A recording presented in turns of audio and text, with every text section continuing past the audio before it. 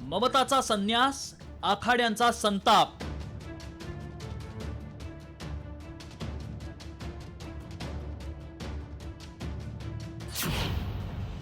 संन्यासानंतरही ममताची वादापासून मुक्ती नाहीच.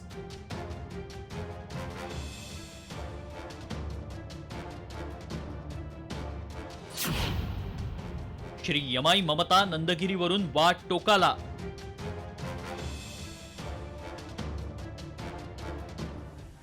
जगात काही लोक अशी असतात की वादाचं आणि त्यांचं नातं आयुष्यभराचं असतं.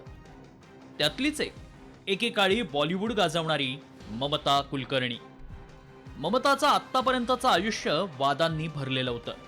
मात्र या साऱ्या वादांपासून दूर जाण्यासाठी ममतानं संन्यासी होण्याचा निर्णय घेतला आणि महाकुंभमेळ्यात किन्नर आखाड्यात तिनं साध्वी होण्यासाठी दीक्षा घेतली. काम, क्रोध, राग आणि लोभापासून मुक्ती मिळवण्यासाठी कुलकर्ण्यांची ममता श्री यमाई ममता नंदगिरी झाली आणि त्यावरूनच वाद विकोपाला गेला. ममताला किन्नर आखाड्याच्या थेट महामंडलेश्वराच्या पदावर बसवण्यात आलं आणि त्यामुळेच किन्नर आखाड्याची पहिली महामंडलेश्वर हेमांगी सखीसह अनेक साधू संतांनी तिच्या दीक्षेवरच आक्षेप घेतलाय.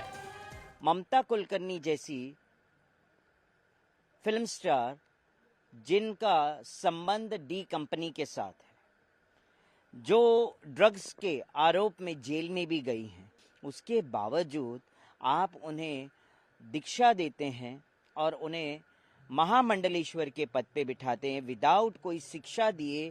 किसी को आप दीक्षा दे के महामंडलेश्वर जैसे इतने बड़े पद पे आसीन कर देते हैं. समाज को आप क्या दे रहे हैं? कौन सा गुरु समाज को दे रहे हैं आप? ये मैं जानना चाहता हूं. अब कुंभ किसकी चर्चा कर रहा है? मोनालिसा की. कुंभ किसकी चर्चा कर रहा है?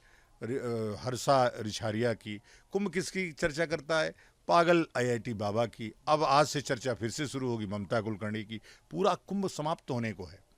हमने अपनी परंपराओं को ठीक करने पे कहाँ विचार किया, कहाँ सम्मेलन किया, कहाँ सारे अखाड़े के लोग मिले, कहाँ हम आचार्यों के नेतृत्व में जाकर के बैठे. तो सारी परंपराएं नष्ट भ्रष्ट हो रही हैं. मैं वही चाहता हूं कि इस पे सरकार को भी हस्तक्षेप करना चाहिए. ममताचा संन्यास नेमका कशामुळे वादात आला पाहूया. ममतानं धर्मशास्त्राची कोणतीही शिक्षा न घेता दीक्षा घेतली. स्त्री असूनही किन्नर आखाड्यात दीक्षा देण्यावर आक्षेप. कोणतीही धार्मिक प्रक्रिया पूर्ण न करता थेट महामंडलेश्वर पदावर कशी? ड्रग्ज आणि दाऊदशी नाव जोडलं गेलेल्या वादग्रस्त ममताला एवढं मोठं पद का दिलं? असे अनेक प्रश्न ममतानं घेतलेल्या संन्यासावर उपस्थित करण्यात आलेत. बॉलिवूडमध्ये असताना ममता कुलकर्णी सतत कोणत्या ना कोणत्या कारणानं वादात होतीच. तिनं अचानक बॉलिवूडमधून एक्झिट घेतली. नंतर तिचं नाव थेट एका ड्रग्ज रॅकेटशी जोडलं गेलं आणि पुन्हा ती चर्चेत आली होती. मात्र मधल्या दशकभरात ममता पूर्णपणे गायब होती.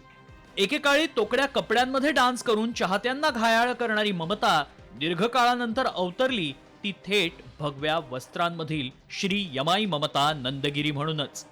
त्यागाची भावना घेऊन वादांपासून दूर जाण्यासाठी ममतानं संन्यास घेतला खरा, मात्र वाद काही तिचा त्याग करायला तयार नाही. ब्युरो रिपोर्ट, साम टीव्ही.